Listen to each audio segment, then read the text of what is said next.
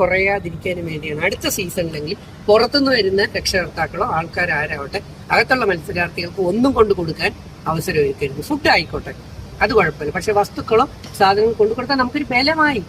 അത് കഴിഞ്ഞ ആഴ്ചകളിൽ എപ്പിസോഡിൽ ഒരു ദിവസം ഒരു മത്സരാർത്ഥി പറയുന്നുണ്ട്, എന്റെ പാരന്റ്സ് വന്ന് പോയി കഴിഞ്ഞപ്പോഴത്തേക്ക് എനിക്ക് കുറച്ച് ബലമായി എന്ന്.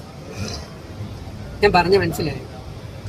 ഈ ബിഗ് ബോസ് ഹൗസിനകത്ത് നിങ്ങൾ ആർക്ക് അറിയാമോ ഇല്ലെന്ന് എനിക്കറിയില്ല, ഒരു എനർജി ലെവൽ കളിയാണ് അതിനകത്തുള്ളത്.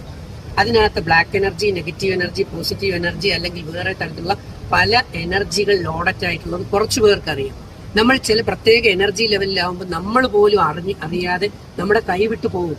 പിന്നെ നമ്മൾ തന്നെ ആലോചിക്കും ഇത് എങ്ങനെ സംഭവിച്ചു എന്ന രീതിയിൽ എനിക്ക് അനുഭവപ്പെട്ടിട്ടുണ്ട് എൻ്റെ മനസ്സിലായോ.